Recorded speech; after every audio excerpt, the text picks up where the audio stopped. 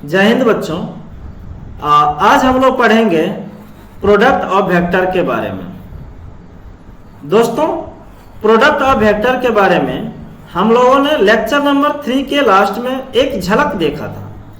Product of vector हम लोगों को 2 वेक्टर की प्रोडक्ट और 3 वेक्टर की प्रोडक्ट को कैलकुलेट करनी है। 2 वेक्टर की प्रोडक्ट 2 तरह की होती है, जिसमें से एक होगी हम लोगों को स्केलर प्रोडक्ट, जिसे हम लोग डॉट प्रोडक्ट भी बोलते हैं, और दूसरी होगी हम लोगों को वेक्टर प्रोडक्ट, जिसे हम लोग क्रॉस प्रोडक्ट भी बोलते हैं।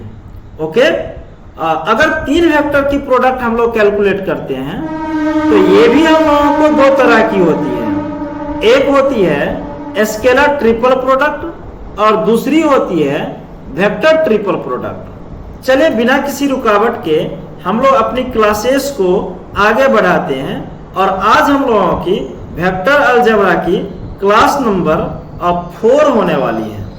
क्लास नंबर 4 होने वाले हैं। ओके बच्चों, ये है आप लोगों के लिए। अगर लेक्चर पसंद आती हो तो आपके ऊपर है डिपेंड। लाइक करना चाहते हो तो कर सकते हो, नहीं करना चाहते हो तो नहीं कर सकते हो। ओके, अपने सोशल मीडिया प्लेटफॉर्म ये है। चलिए बिना किसी रुकावट के हम लोग टॉपिक पर आते हैं, सीधे बात करेंगे प्रोडक्ट ऑफ वेक्टर पर। प्रोडक्ट ऑफ वेक्टर में पहली चीजें हम लोगों को देखनी है स्केलर प्रोडक्ट के बारे में देखनी है। किसके बारे में देखनी है? स्केलर प्रोडक्ट के बारे में देखनी है। देखो, स्केलर प्रोडक्ट जो होती है, मतलब इसका कहने का मतलब है प्रोडक्ट इज स्केलर। क्या है इसके कहने का मतलब? देखो, इसकी सिंपल सी अगर मैं कॉन्सेप्ट आपको दिखाऊं, देखो अगर मेरे पास एक वेक्टर ए है और इसकी प्रोडक्ट करने के लिए गया वेक्टर बी के साथ, तो ये आफ्टर सॉल्विंग ये प्रोडक्ट जो होगी ये होगी स्केलर। ये क्या होगी? स्केलर। यही चीजें आपको सबसे बड़ी दुविधा होती है प्रोडक्ट ऑफ वेक्टर की, कब क्या बनेगा। शायद आप याद करोगे, एक चीजें मैं बताया था जब मैं आपको टाइप्स ऑफ वेक्टर पढ़ा रहा था। ए वेक्टर और dot zero vector equal to ये डॉट प्रोडक्ट है, और डॉट प्रोडक्ट हमेशा क्या देता है? स्केलर देता है, तो ये 0 होगा। साथ में ए वेक्टर अक्रॉस जीरो वेक्टर मैं बताया था, तो ये क्रॉस प्रोडक्ट है, और क्रॉस प्रोडक्ट क्या देगा? Vector quantity. तो वेक्टर में मैग्नीट्यूड के साथ साथ डायरेक्शन भी है, तो ये मैं पहले कर चुका हूं। ओके, आप लोग इस चीजों को ध्यान रखेंगे। चलिए यहां पर हम लोग देखते हैं ए डॉट बी, जो यहां पर आप देख रहे हैं लिखा हुआ, ये है स्केलर प्रोडक्ट किसकी? ए वेक्टर की और बी वेक्टर की।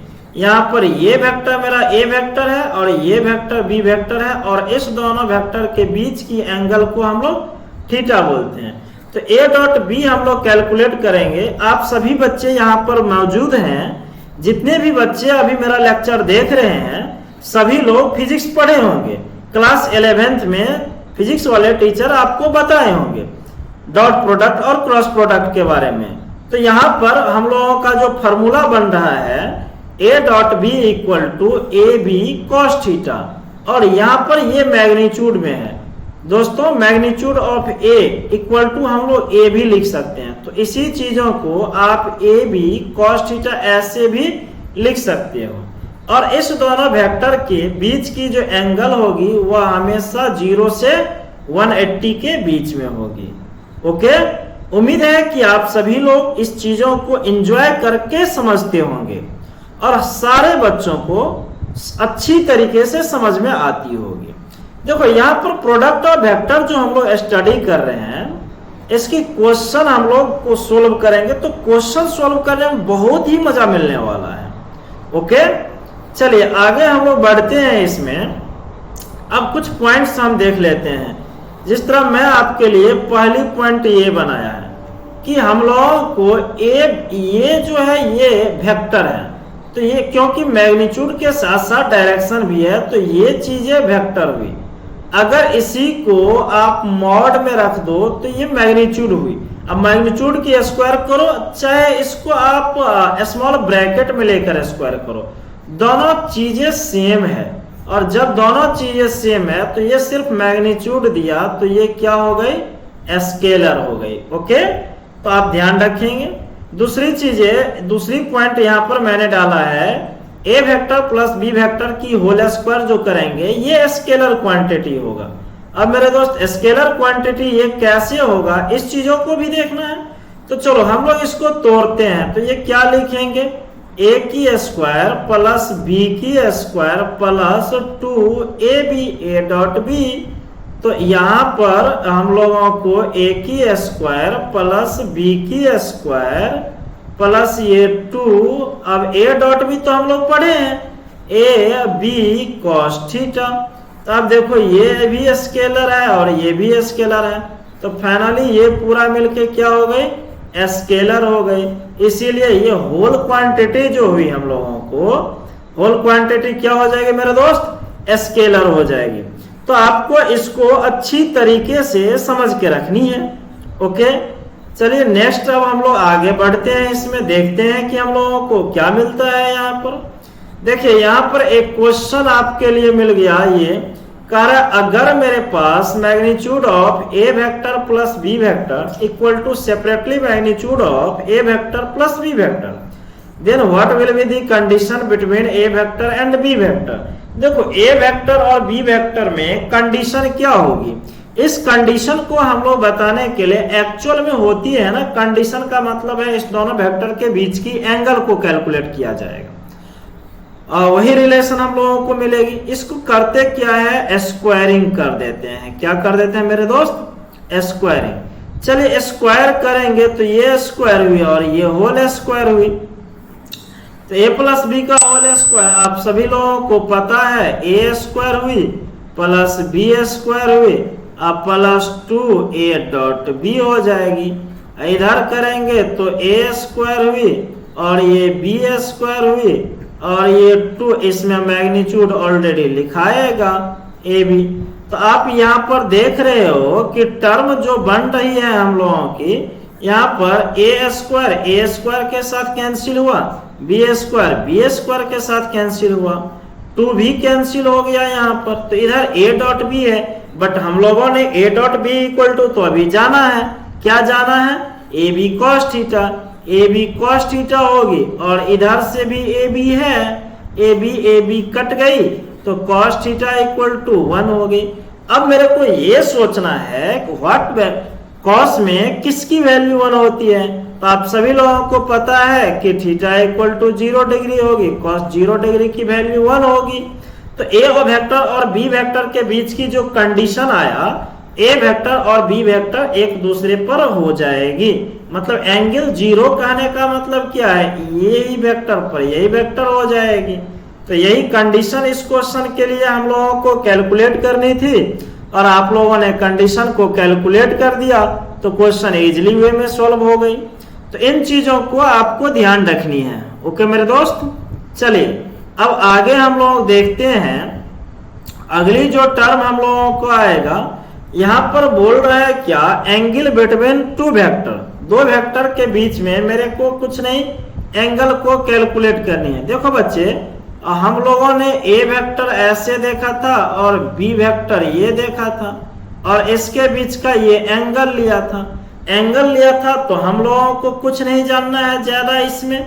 हम लोग जो ए डॉट बी डिफिनीशन जो बनाया था, A dot B equal to आपने तो ए बी कॉस थीटा बोला और यही है। इसी इक्वेशन को मैं सोल्व करूंगा तो आप यहाँ पर देख रहे हो cos theta A dot B by A B होगी, जो ऑलरेडी यहाँ पर आपको दिखाई दे रहा है। तो एंगल कैलकुलेट कर रहे हैं, एंगल कैलकुलेट करने का मतलब है थीटा की वैल्यू निकालने के लिए थीटा इक्वल टू कॉस इधर जाएगा तो इनवर्स में आ जाएगा। तो 2 वेक्टर के बीच की एंगल ये हो गई हम लोगों को cos inverse A dot B by A और बी मैग्नीट्यूड में। तो यही हो गई हम लोगों को एंगल कैलकुलेट करना। जब 2 वेक्टर है हम लोगों के पास तो उसके बीच की अगर एंगल कैलकुलेट करना रहेगा तो हम लोग याद रखेंगे कॉस थीटा इक्वल टू बनेगा A dot B by A B या theta equal to cos inverse A dot B by A B. चलिए, उम्मीद है कि आप सभी लोगों को दोस्तों ये क्लियर हो गई होगी। नेक्स्ट हम लोगों को स्लाइड में मिल रहा है यहाँ पर कि अब हम लोग देखो ये तो देख लिया, तो अब हम लोगों को ये जानना है कि डॉट प्रोडक्ट हम लोग कर रहे हैं, तो डॉट प्रोडक्ट अब यूनिट वेक्टर का करेंगे। तो यूनिट वेक्टर का डॉट प्रोडक्ट कैसे करेंगे ये चीजें देखो, डेफिनेशन जो आपने वेक्टर का पढ़ा है उसी से हम लोगों को यहाँ पर कैलकुलेट करनी है। ओके, और ज्यादा कुछ तो है नहीं हम लोगों के पास, सो आगे लगाएंगे क्लू, तो इसी का करेंगे अगर हम लोग यूज। तो यहाँ पर बन जाएगा क्या, देख लो आप लोग कि हमारे पास डॉट प्रोडक्ट कैलकुलेट करनी है किसकी, तो आप देख रहे हो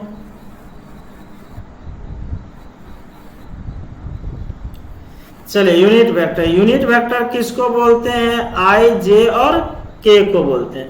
देखो यहाँ पर मैंने आपके लिए कोऑर्डिनेट एक्सिस बना दिया है ऑलरेडी। यहाँ पर ये हमारी एक्स एक्सिस है, ये वाई एक्सिस है और ये जेड एक्सिस है। आप लोग फिजिक्स पढ़े हो तो सबको इतना तो पता होगी, एक्स एक्सिस को आई से लिखते हैं, वाई एक्सिस को जे से लिखते हैं और जेड एक्सिस को किससे लिखते हैं हम लोग, के से लिखते हैं। तो ये सब लोगों को पता है। तो देखिए यहाँ पर एक रिलेशन यहाँ पर मैंने डाल दिया है, आई डॉट आई बराबर J dot J equal to K dot K, और इसकी वैल्यू 1 होगी। अब हम लोग इसको अप्रूव करके यहाँ पर देख लेंगे। आई डॉट आई की बात किया जाए, देखो आई हमारा ये है और आई ये है, तो दोनों के बीच की एंगल हो गए 0 डिग्री।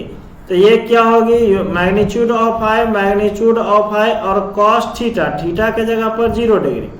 यूनिट वेक्टर है 1 होगी, 1 होगी, कॉस 0 1 हुई, तो ये 1 हुई। तो दोस्तों अगर हम आई डॉट आई का करें या जे डॉट जे का करें या के डॉट के का करें, उसकी कितनी होगी, 1 होगी। लेकिन सिमिलरली अगर आप आई डॉट जे करते हो तो देखो आई ये है और जे ये है, तो दोनों के बीच की एंगल क्या है मेरा, π/2 है, 90 डिग्री है। तो आई की मैग्नीट्यूड, जे की मैग्नीट्यूड और cos π/2, आई 1 हुआ, जे 1 हुआ और cos π/2 0, तो ये 0। तो हम लोगों को इसमें ज्यादा कुछ नहीं याद रखनी है, एक टर्मिनोलॉजी को आप याद रख सकते हैं कि डॉट प्रोडक्ट अगर हम लोग यूनिट वेक्टर का करेंगे तो सिमिलर वाले कंडीशन में 1 होगी और डिसिमिलर वाले कंडीशन में कितना हो जाएगी, तो ये यार 0 हो जाएगा। तो आपको ध्यान रखनी है ये चीजें। मैं यहाँ पर लिख देता हूँ आप लोगों के लिए कि किस केस में 1 होगी और किस केस में 0। आप याद रखोगे सिमिलर वाले में 1 होगी और डिसिमिलर इस केस में हम लोगों को 0 हो जाएगी। और रिजल्ट आपके सामने ऑन स्क्रीन डिस्प्ले है, दोनों रिजल्ट को आप लोग याद रखेंगे।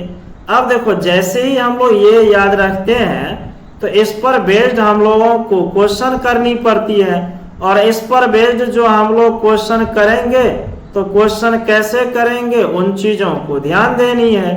और उन चीजों में एक ही चीज हम लोगों को आएगा कि अलग अलग वेक्टर हम लोग लेंगे और उसकी प्रोडक्ट को कैलकुलेट करेंगे।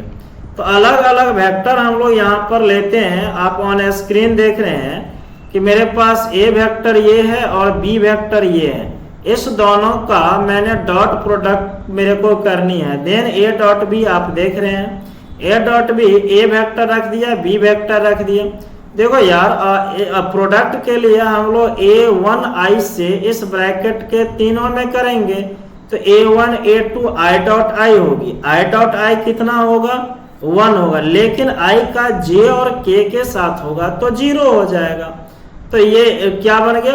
और आप सबसे बेस्ट इसमें याद रख सकते हो, हम लोगों को डॉट प्रोडक्ट में मेरे दोस्त कुछ नहीं करनी है, इतना ही बस करनी है कि आई वाले को आई के साथ प्रोडक्ट करनी है, जे वाले को जे के साथ करनी है और के वाले को के साथ करनी है। ओके, तो ये हो गई हमारा A1 A2 plus B1 B2 plus C1 C2। एक एग्जाम्पल मैं यहाँ पर दिखाता हूँ। ए वेक्टर मेरे को है 2I minus 3J plus 4K। अब बी वेक्टर दिया हुआ है 3I minus 2J plus 2J और प्लस किए, डायरेक्ट ये दिया है, और अपन लोगों को कैलकुलेट करनी है ए डॉट बी। तो कुछ नहीं करना है मेरे दोस्त, आई वाले को आई के साथ कर देना है। किसको किसको करनी है? आई वाले को आई के साथ करना है। 3 2 जा कितना हुआ 6, बीच में माइनस हो जाएगा, फिर ये क्या हुआ जे वाला, 3 2 जा 6, फिर ये के वाला हो गया, इसमें नहीं कुछ तो 1 है, तो ये 4 बनेगा। ये कैंसिल हुई तो हम लोगों का आंसर कितना हुआ 4। और आप देख रहे हो कि हम वेक्टर की डॉट प्रोडक्ट यहाँ पर हम लोग कर रहे हैं, और यहाँ पर जो डॉट प्रोडक्ट कर रहे हैं तो ये स्केलर क्वांटिटी। फर्स्ट ही पॉइंट हम लोग लिखे थे, A vector dot B vector gives scalar, क्योंकि dot product always gives scalar quantity. Dot product हमेशा कौन सी क्वांटिटी देते हैं? तो स्केलर क्वांटिटी देते हैं। और आप यहाँ पर ऑन स्क्रीन डिस्प्ले है आपके पास, आप देख रहे हो कि स्केलर क्वांटिटी दे रहा है मेरा या नहीं दे रहा है। ओके गाइज, तो आपको ध्यान रखनी है और क्वेश्चन को करनी है। हम लोग आगे आगे बढ़ते हैं, इसमें देखते हैं हम लोगों को क्या है। देखो यार, हम लोगों को अब कह रहा है यहाँ पर एंगल बिटवीन 2 वेक्टर कैलकुलेट करने के लिए, 2 वेक्टर के बीच की एंगल को कैलकुलेट करनी है। इससे पहले भी हम लोगों ने एंगल बिटवीन 2 वेक्टर देखा था, तो वहां पर डायरेक्ट हम लोगों ने ये रिलेशन लिखा था, okay, theta equal to cos inverse A dot B by A B. लेकिन अगर क्वेश्चन में हम लोगों को ए वेक्टर और बी वेक्टर अलग अलग से देगी तो कैसे कैलकुलेट करेंगे? ए वेक्टर हमारा ये दिया है और बी वेक्टर ये दिया है, तो सबसे पहली जो वर्क हम लोगों की होगी ये होगी इसकी मैग्नीट्यूड कैलकुलेट करना। तो ए वेक्टर की मैग्नीट्यूड हो जाएगा a1 की स्क्वायर, b1 की स्क्वायर और c1 की स्क्वायर। आप सभी लोगों को पता होगी ये, क्योंकि मैग्नीट्यूड और वेक्टर हम लोगों ने कैलकुलेट किया था, तो वहां पर ऑलरेडी हम लोगों ने लिखा था कि मैग्नीट्यूड कैसे कैलकुलेट करते हैं। और ये होती है कोफिशिएंट ऑफ आई की स्क्वायर, कोफिशिएंट ऑफ जे की स्क्वायर और कोफिशिएंट ऑफ के की स्क्वायर। और बी वेक्टर की मैग्नीट्यूड हम लोग कैलकुलेट करेंगे तो ये a2 स्क्वायर, b2 स्क्वायर और c2 स्क्वायर हो गए। तो हम लोग जैसे कि जानते हैं एंगल जो होती है cos inverse a dot B by A B, तो ए डॉट बी हम लोग अभी पीछे कैलकुलेट किया था, जो a1 a2 plus b1 b2 plus c1 c2 बना था, और ए की मैग्नीट्यूड रखा और बी की मैग्नीट्यूड रखा, तो एक्चुअल फार्मूला हम लोगों का ये बन गया। ओके बच्चों, इस चीजों को आप लोग ध्यान रखेंगे, बहुत ही बेहतर होगी आप लोगों के लिए। फार्मूला की टर्म है ये, फार्मूला ही आप इसको समझो, क्योंकि फार्मूला ही ये ट्रीट होगी। ओके, चलिए नेक्स्ट चीजें हम लोग अब देखते हैं। A dot be based on theta, theta के आधार पर हम लोग ए डॉट बी को कैसे लिखेंगे? तो सबसे पहले इस चीजों को समझते हैं, उसके बाद यहाँ पर बगल में लिखा हुआ है रेंज, उसके बारे में हम लोग समझेंगे। तो हम लोग एक बना देते हैं थीटा, चार्ट की तरह हम लोग बनाएंगे। ओके, ये बना दिया थीटा, और इधर बना दिया ए डॉट बी। ओके, इस पर हम लोगों को क्लियर हो जाएगा। तो जब ये हम लोग थीटा के बेस पर अगर ए डॉट बी हम लोगों को कैलकुलेट करना है, तो थीटा की 3 वैल्यू हम लोगों को अंडरस्टूड रहती है। कौन कौन? एक तो 0 लेनी है, एक 90 डिग्री लेनी है, एक 180 डिग्री लेनी है। ये 3 तो अंडरस्टूड है। इसके अलावा हम लोग 2 और कैलकुलेट करेंगे। किस पर कैलकुलेट करेंगे? थीटा की वैल्यू 90 डिग्री से छोटी होगी तो क्या होगी, एंड थीटा की वैल्यू 90 डिग्री से बड़ी होगी तो क्या होगी। इन चीजों को भी हम लोगों को देखनी है। तो चलिए हम चलते हैं आपके सामने। थीटा अगर हम लोगों को 0 डिग्री हुई तो ए डॉट बी जो होगा ये क्या होगा, ए और बी हो जाएगी। क्या हो जाएगी? ए और बी, क्योंकि cos 0 की वैल्यू कितनी होती है? 1 होती है। तो हम लोगों को 0 डिग्री के लिए ये कैलकुलेट होके आया। अगर 90 डिग्री हम लोग लेते हैं थीटा की वैल्यू, तो A dot B equal to हो जाएगा 0। बउआ रे, A dot B equal to 0, 0 का है कि हम लोग पढ़ले बारू A dot B equal to A B cos theta हुई, तो A B cos theta, theta के जगह पर π/2 डालोगे और थीटा के जगह पर π/2 डालोगे तो क्या हुई, cos π/2 इक्वल टू 0, तो सॉल्व करने पर 0।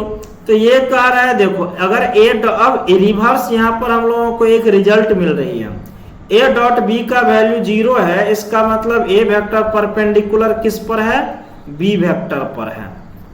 ओके, ए वेक्टर परपेंडिकुलर बी वेक्टर। ये 3 कंडीशन तो हम लोगों ने देख लिया। अब हम लोगों को इसमें 2 कंडीशन और देखनी है, और ये 2 कंडीशन क्या देखनी है ये हम आपको पहले भी बोल चुके हैं। और पहले क्या बोले हैं कि एक बार थीटा की वैल्यू हम लोग क्या लेंगे, 90 डिग्री से छोटा लेंगे, और एक बार थीटा की वैल्यू हम लोग क्या लेंगे, थीटा लेते हैं लेस देन π/2।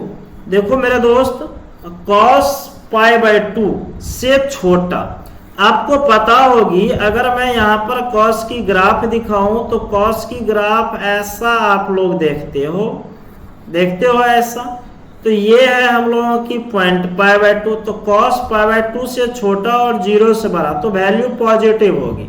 और जब ये वैल्यू पॉजिटिव होगी तो ए डॉट बी की वैल्यू क्या होगी, 0 से बड़ा हो जाएगा। अगर थीटा की वैल्यू हम लोग ग्रेटर देन π/2 ले तो ए डॉट बी की वैल्यू क्या होगी, 0 से छोटा, निगेटिव आ जाएगा इसमें, क्योंकि 90 डिग्री से बड़ा ये वैल्यू आया इधर की ओर, और ये हमारा π/2 है, इससे आगे इसमें बढ़ेगा, और यहाँ से यहाँ तक क्या है, ये नेगेटिव है। और हम लोगों को थीटा जो लेते हैं 0 से 180 पाई तक के बीच का लेते हैं, तो नेगेटिव आ जाएगा। तो अब यहाँ पर आप देख रहे हो इस डायग्राम में कि मैक्सिमम वैल्यू, एक और इसमें हम लोगों को कैलकुलेट करनी है, वह कैलकुलेट करनी है, मैं यहाँ पर इरेज करके आपको कैलकुलेट कर देता हूँ। ओके, चलिए हम लोगों को और जो कैलकुलेट करनी है वह किसके बारे में कैलकुलेट करनी है, तो हम लोगों को करनी है कैलकुलेट पाई पर। किस पर कैलकुलेट करनी है, पाई पर करनी है। और पाई का मतलब क्या होता है, थीटा इक्वल टू हम लोग पाई लेते हैं, तो ए डॉट बी क्या होगी, कॉस पाई होता है -1, तो minus magnitude of A magnitude of B ये होगी। और जब ये कंडीशन हम लोगों का आ गया तो यहाँ पर देख रहे हो कि इसकी ये जो वैल्यू हुई मैक्सिमम हुई, और माइनस वाला जो वैल्यू हुई मिनिमम हुई।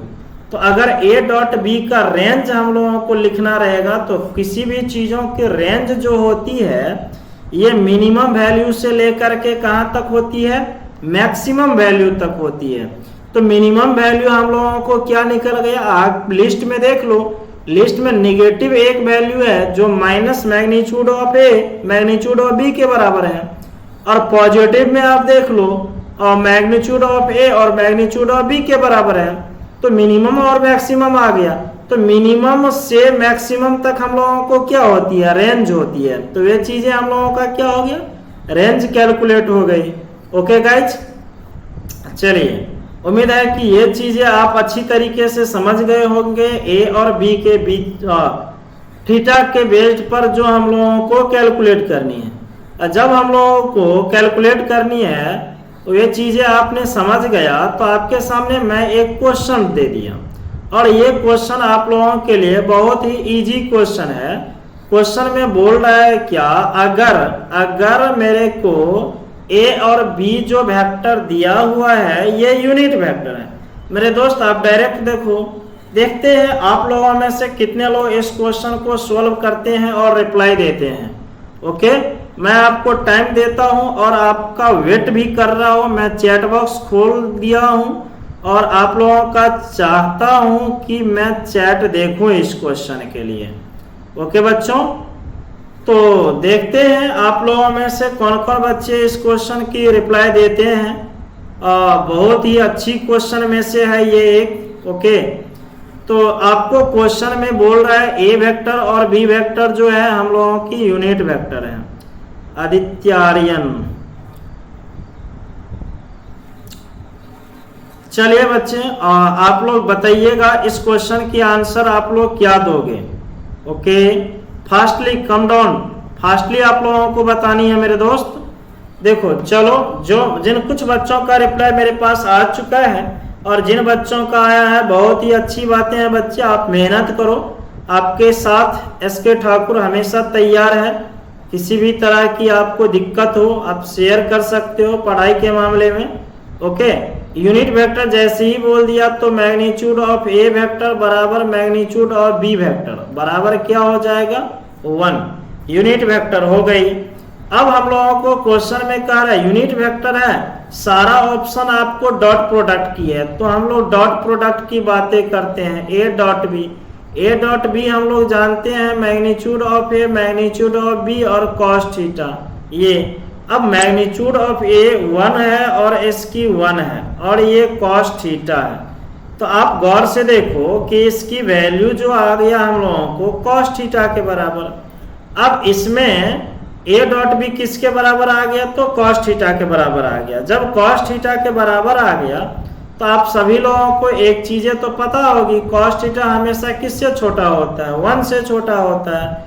तो ये लेस देन इक्वल टू 1 हो गया। तो ए डॉट बी जो होगा ये कौन सी ऑप्शन को फॉलो करेगा, लेस देन और इक्वल टू 1 वाले ऑप्शन को। किसमें है, हम लोगों को बी नंबर ऑप्शन में दिया हुआ है A dot be less than और इक्वल टू 1। आप सभी लोगों को पता होगी ए कॉस थीटा जो होती है मिनिमम -1 से लेकर के 1 तक होती है।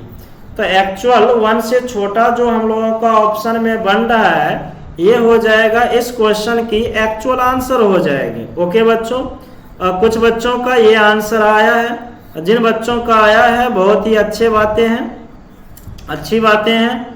चलिए अब हम लोग अगली क्वेश्चन को और देखते हैं। अगली मजेदार और क्वेश्चन है, देखिए आपको कह रहा है यहाँ पर कि मेरे प्रूफ कीजिए मेरे इस क्वेश्चन को। कह रहा है prove that A dot B का होल स्क्वायर लेस देन और equal to magnitude of A की स्क्वायर और मैग्नीट्यूड ऑफ बी की स्क्वायर। ये कह रहा है मेरे को प्रूफ करने के लिए।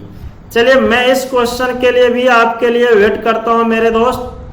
आप बता दो मेरे को इस क्वेश्चन की आंसर कितनी होगी। बहुत ही इजी क्वेश्चन है, इजी है इसीलिए मैं आप लोगों के लिए छोड़ा हूं और बोल रहा हूं बनाने के लिए।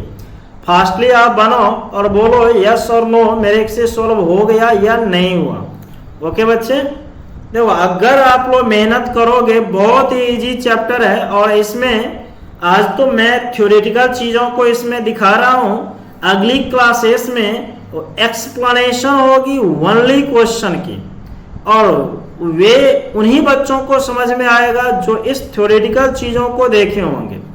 बच्चे मैं आप लोगों से बार बार बोलता हूं, ऑफलाइन क्लासरूम में भी बोलता हूं कि आप लोग जो ऑनलाइन क्लास देखोगे उसकी नोटबुक तैयार करोगे और आप कभी भी आकर के मेरे से क्वेश्चन आप पूछ सकते हो इस चीजों सब की। ओके, थोड़ा पीपीटी जिस पैटर्न में बना था उसी पैटर्न में मैं दिखा रहा हूं, बट एक्चुअल होनी चाहिए थी यहाँ पर जो मैंने थ्योरेटिकल किया, जिस तरह एंगल बिटवीन की बातें किया तो उस पर मैं यहाँ पर क्वेश्चन करता तो आपको और क्लियर होती।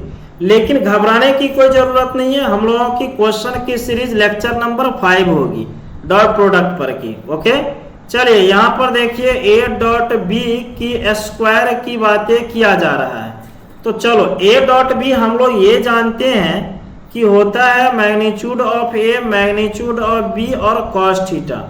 आप इसे स्क्वायर कर लो, मेरे को कोई दिक्कत नहीं है। ओके, चलिए ये जो हो गया मेरा क्या ए की स्क्वायर हो गई, बी की स्क्वायर हो गई और कॉस स्क्वायर थीटा हो गई।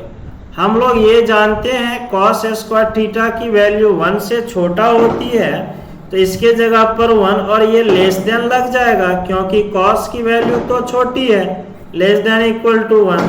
तो आ गया ए डॉट बी वेक्टर है, इसकी स्क्वायर आप करोगे तो ये क्या आ गया, लेस देन इक्वल टू क्या हो गया, ए मैग्नीट्यूड ऑफ ए की स्क्वायर और मैग्नीट्यूड ऑफ बी की स्क्वायर। बहुत ही इजी क्वेश्चन था, आप सभी लोगों को उम्मीद है कि क्लियर हो गया होगा।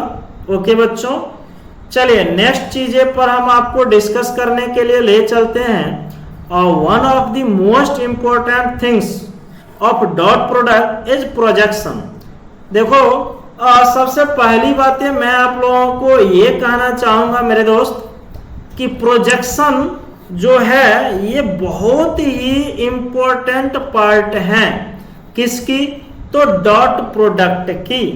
प्रोजेक्शन आप इवन फिजिक्स भी जो पढ़ते हो तो उसमें भी आप प्रोजेक्शन के बारे में ही मेनली स्टडी है और उसकी जरूरत और यूजेज हम लोगों को लगभग हर चैप्टर में बन जाती है। ओके, इन चीजों को मैं बोलता हूं geometrical meaning of dot product. आप डायरेक्ट याद रखोगे geometrical meaning of dot product होता है प्रोजेक्शन, और प्रोजेक्शन का मतलब होता है परछाई। क्या होता है? परछाई। और परछाई आप लोग कैलकुलेट करना सभी लोग जानते हो। आपने पढ़े हैं, क्लास 10th भी पढ़े हैं, क्लास 11th भी पढ़े हैं, ट्रिगोनोमेट्री, हाइट एंड डिस्टेंस सभी लोग पढ़े होंगे। उसमें बिल्डिंग की हाइट हम लोग कैलकुलेट करते हैं, शैडो जो बनता है उस शैडो को भी कैलकुलेट करते हैं, इन चीजों को। तो देखो मेरे दोस्त, सबसे पहली चीजें यहाँ पर आपको समझने की जो चीजें हैं, मेरे पास ये O है, ये A पॉइंट है और ये B पॉइंट है। ये मेरे को A वेक्टर दिया हुआ है और ये मेरे को B वेक्टर दिया हुआ है। कह रहा है मेरे को प्रोजेक्शन कैलकुलेट करने के लिए B वेक्टर का ऑन A वेक्टर पर। B वेक्टर ये है। प्रोजेक्शन परछाई जो बनेगा इसके लिए हम लोग यहाँ से परपेंडिकुलर ड्रॉ करेंगे। परपेंडिकुलर ड्रॉ किया, ये हो गया हम लोगों को पॉइंट M, और यहाँ से लेकर के यहाँ तक की जो डिस्टेंस है वही आपकी परछाई हुई। इस दोनों वेक्टर के बीच की एंगल मैं थीटा ले लेता हूँ, और इस दोनों के बीच का जो ये डिस्टेंस OM बन जाएगा, ये बनेगा magnitude of B cos theta के बराबर बन जाएगा। और आप इस ट्रायंगल में सिंपल सा cos थीटा यूज कर दो, आपको यही मिलेगा magnitude of B cos theta. तो प्रोजेक्शन हम लोगों को कैलकुलेट करनी है, तो ये हो गया, सिंपल सी फंडा है। यहाँ पर हमने यहाँ पर नोट पॉइंट में लिख दिया है projection of B vector on A vector, ये A dot B by magnitude of A। लेकिन क्वेश्चन अरेज होती है कि ये आया कैसे, ये डेवलप कैसे हुआ। ओके गाइज, चलिए इन चीजों को हम लोग देखते हैं। यहाँ पर मैं एक पेज ले लेता हूँ आपको समझाने के लिए, क्योंकि हम लोगों को यहाँ पर जरूरत है इन चीजों को, एक ब्लैंक शीट की। देखो सबसे पहली जो चीजें हैं हम लोग जानते ये हैं कि A डॉट B, हम लोग क्या जानते हैं? A dot B। A dot B को हम लोग जानते हैं, ठीक है। तो ये प्रोजेक्शन उसी से कैलकुलेट होगी, और हम लोग जानते हैं A dot B equal to magnitude of A magnitude of B cos theta. लेकिन आपने प्रोजेक्शन ये देखा, मेरे को A वेक्टर ये है और B वेक्टर ये है, तो यहाँ से लेके ये जो परछाई बनी ये magnitude of B cos theta बनी थी जब ये एंगल थीटा थी।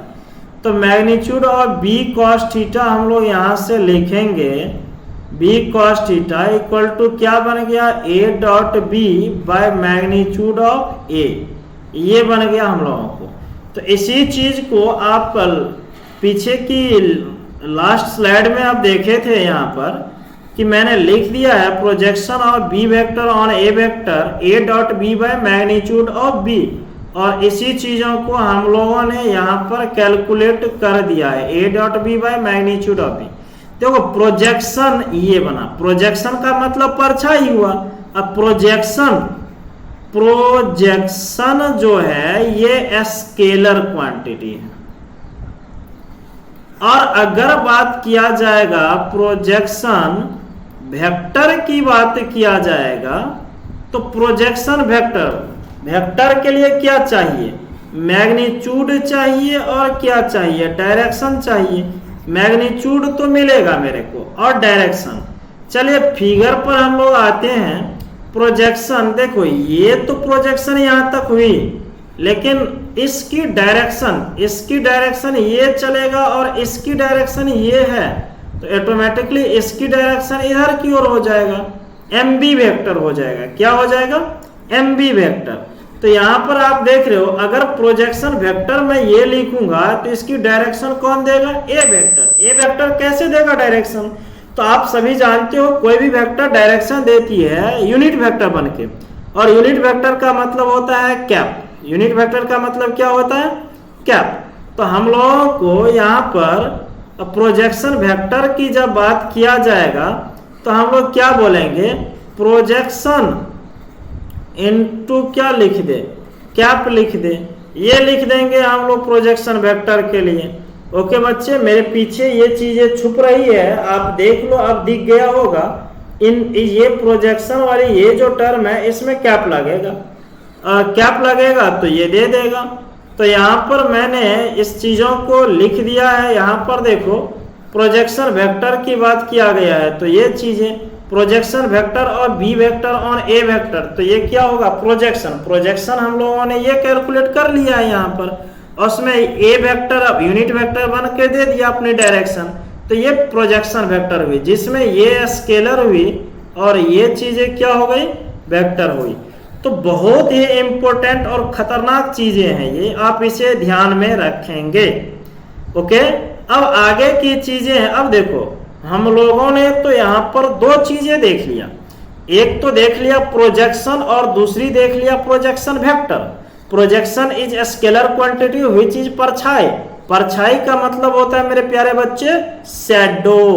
आप अगर खड़े रहते हो, धूप में चलते हो, दोपहरिया में चलते हो, याद करो जब तुम दोपहरिया में चलते हो, धूप जिस एंगल पर तुमको पड़ता है उस एंगल का शेडो बनता है, तो वही परछाई हुई। तो वही चीजें यहाँ पर है। ओके, अब हम लोग तो ये पर कैलकुलेट कर लिया, लेकिन ये क्या? ये है प्रोजेक्शन पर परपेंडिकुलर। तो हम लोग अब देखेंगे परपेंडिकुलर टू प्रोजेक्शन वेक्टर। हम लोगों को क्या देखनी है? Perpendicular to projection vector. Projection vector पर जो परपेंडिकुलर होगा उन चीजों के बारे में अब देखनी है। चलिए आगे हम लोग इसको करते हैं। प्रोजेक्शन टू परपेंडिकुलर वेक्टर वाली जो टर्म आपकी आ रही है उस टर्म को, तो अब हम लोग फिगर में आपको दिखाते हैं। ये जो हम लोगों की फिगर है, ये परपेंडिकुलर कौन हुआ? यही परपेंडिकुलर हुई, यही को इसको हम लोग क्या बोलेंगे? M B vector. क्या बोलेंगे? एम बी वेक्टर यहाँ पर बोलेंगे। तो ये बनेगा M B vector. M B vector जो बनेगा, देखो फिगर ऐसे है, ये है, ये है, ये बी पॉइंट है, ये ए पॉइंट है, ओ पॉइंट है, और ये एम पॉइंट है, लेकिन ये इस डायरेक्शन में है। तो ये वेक्टर प्लस ये वेक्टर इक्वल टू ये वेक्टर, तो ओ बी वेक्टर माइनस क्या बनेगा? O M vector. O M vector, O B vector already हम लोगों ने बी वेक्टर लिया है, तो ये B vector minus O M vector बना, तो ये प्रोजेक्शन वेक्टर बना। और projection vector A dot B by magnitude of A into क्या बना था? डायरेक्शन क्या दिया था? एक कैप दिया था। तो हम लोगों को अगर परपेंडिकुलर कैलकुलेट करना रहेगा, परपेंडिकुलर टू प्रोजेक्शन वेक्टर मेरे दोस्त, तो हम लोगों का ये चीजें आ जाएगा। ओके, उम्मीद है कि आप सभी लोगों को बढ़िया तरीके से समझ में आता होगा। और देखो अगर नहीं आता होगा तो आप मेरे को बता सकते हो कि सर मेरे को ये चीजें समझ में नहीं आया, आप इसे एक बार और रिपीट कर देना, तो मैं रिपीट कर दूंगा उन चीजों को। But I hope you understand very clear and well. Okay बच्चों, चलिए अब आगे हम लोग इसमें देखते हैं कि आगे हम लोगों को जो वर्क करनी है वह वर्क किस तरह की करनी है। अब देखो इसी चीजों को हम लोग ऐसे बोल सकते हैं डिकम्पोज करने के फॉर्म में। किसके फॉर्म में बोल सकते हैं? डिकम्पोज। और डिकम्पोज का मतलब होता है तोड़ना। क्या होता है बच्चे? डिकम्पोज का मतलब हो जाता है तोड़ना। अब यहाँ पर देखो क्वेश्चन में कह रहा है if M vector is decompose into parallel and perpendicular vector to N vector then vector R देखो पैरेलल वेक्टर हम लोग फिगर जो बनाए ये फिगर, तो पैरेलल तो यही हो गई, ये हो गई तो प्रोजेक्शन वाली हो गई, और परपेंडिकुलर की बातें किया तो ये हो गया, ये हो जाएगा। तो अब हम लोगों ने एम वेक्टर को डिकम्पोज किया जा रहा है, तो हम लोगों का जो फिगर यहाँ पर बनेगा ये और ये, तो ये हो गई एम वेक्टर और ये हो गई एन वेक्टर। तो पैरेलल वाला जो वेक्टर बनेगा, पैरेलल वाला वेक्टर, पैरेलल वेक्टर लिख देते हैं, ये क्या बन जाएगा m डॉट एन बाय जो मैग्नीट्यूड हम लोगों को लेनी है, मैग्नीट्यूड n की होगी। किसकी मैग्नीट्यूड होगी? n की। ये क्या होगा, डायरेक्शन ये देगा n कैप। और परपेंडिकुलर वेक्टर की जो बात करोगे, ये m वेक्टर माइनस आपकी ये वेक्टर होगी, m dot n by n की मैग्नीट्यूड डायरेक्शन n कैप दिया। ये चीजें हो गई। तो उम्मीद है कि आप सभी लोग इस चीजों को दिल की गहराइयों से अच्छी तरीके से समझ गए होंगे। ओके बच्चों, चलिए अब हम लोग फिर आगे बढ़ते हैं। इस चीजों को आपने समझ गया होगा, आप देख लो अगर दिक्कत है तो, और सारा चीजें आपको अब दिख गया होगा। ओके बच्च, चलिए अच्छी बातें हैं, सब लोग जुड़े हुए हैं और देख रहे हैं लेक्चर को। आगे बढ़ाते हैं। आगे हम लोग कुछ बात करेंगे इसकी फंडामेंटल्स के बारे में। फंडामेंटल्स कहने की मतलब हुआ इसकी प्रॉपर्टीज के बारे में मैं बातें करूंगा। डॉट प्रोडक्ट जो है स्केलर है, इसीलिए a dot B equal to B dot A मैं लिख सकता हूँ, कोई दिक्कत नहीं है, कम्यूटेटिव लॉ को फॉलो करता है। ए वेक्टर डॉट बी प्लस ये एसोसिएटिव को फॉलो करता है, ये लिख सकते हैं। अगर ए वेक्टर मेरे को ये है, बी वेक्टर ये दिया हुआ है, तो ए डॉट बी कैलकुलेट करेंगे तो हम लोगों का a1 a2 plus b1 b2 plus c1 c2 होगी। और ये चीजें हम लोगों ने पीछे ऑलरेडी देख चुका है आज के ही इस लेक्चर में। cos थीटा इक्वल टू हम लोग ये भी देख चुके हैं कि a dot B by magnitude of a magnitude of b होगी। और ये भी देख चुके हैं कि एक वेक्टर दूसरे वेक्टर पर परपेंडिकुलर हो तो उसकी डॉट प्रोडक्ट क्या होता है, 0 होता है। लेकिन पैरेलल के लिए क्या होगा मेरे दोस्त, a1 बाई a2 बराबर b1 बाई b2 बराबर क्या हो जाएगी, c1 बाई c2 हो जाएगी। इन चीजों को भी आपको ध्यान रखनी है। ओके, ये सब प्रॉपर्टीज हुई। प्रॉपर्टीज तो मोस्ट इंपोर्टेंट हो ही जाता है किसी भी चीजों को पढ़ने के लिए, तो आप अच्छी तरीके से इसको ध्यान में रखेंगे और आगे हम लोग काम करेंगे इस पर। ठीक है, चलिए अगली चीजें पर हम लोग आते हैं। इसमें अब देखो इसी प्रॉपर्टीज के बेस पर हम लोगों के पास कुछ क्वेश्चन है आपके लिए। मैंने यहाँ पर a वेक्टर इक्वल टू डाल दिया है कि a1i plus b1j plus c1k ये दे दिया है। ये किसकी वैल्यू दे दिया है हमने, a वेक्टर की वैल्यू दे दिया है। ओके, अब एक क्वेश्चन यहाँ पर लिखते हैं। अगर आपको बोला जाएगा a vector dot i calculate करने के लिए, कैसे कैलकुलेट करेंगे, कुछ नहीं करेंगे, ये क्या रखेंगे, a1i plus b1j plus c1k रखेंगे, डॉट i करेंगे। आप सभी लोगों को पता है i डॉट i करने पर a1 होगा, बाद बाकी के साथ करनी नहीं है, क्योंकि अगर j डॉट i करेंगे 0 होगा, k डॉट i करेंगे 0 होगा। अगर यही चीजें आपको बोला जाता, अब a डॉट j करने के लिए डायरेक्ट हम लोग b1 लिखते हैं। अगर बोला जाता आपको a डॉट k करने के लिए डायरेक्ट c1 लिखते हैं। तो ये छोटी छोटी क्वेश्चन है और मुद्दे की बात होती है इस क्वेश्चन में, तो आप इस सभी को ध्यान रखेंगे अच्छी तरीके से।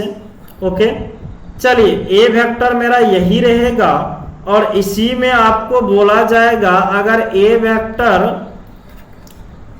डॉट i की स्क्वायर है plus a vector dot j की स्क्वायर है, a वेक्टर डॉट k की स्क्वायर है।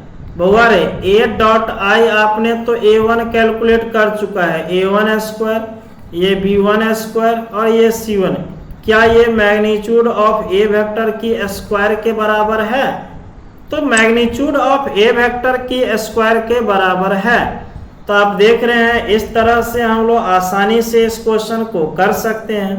ओके बच्चों, तो आज के लेक्चर में हम लोगों ने प्रोडक्ट ऑफ वेक्टर के बारे में समझे। किसके बारे में समझे मेरे दोस्त? प्रोडक्ट ऑफ वेक्टर के बारे में समझे और जाने प्रोडक्ट ऑफ वेक्टर में स्केलर प्रोडक्ट कैसे कैलकुलेट करते हैं। और स्केलर प्रोडक्ट में मेन मुद्दे की जो चीजें हम लोगों के लिए हुआ, ए डॉट बी हुआ जो कि ए बी कॉस थीटा हुआ। ओके, तो आप सभी लोगों को उम्मीद है कि ये चीजें क्लियर हो गई होगी और आप लोग अगर क्वेश्चन बनाएंगे तो सारा क्वेश्चन बनेगा। ओके, आप सभी लोगों को वीडियो पसंद आई हो तो लाइक जरूर कर देना। ओके बच्चों, थैंक यू।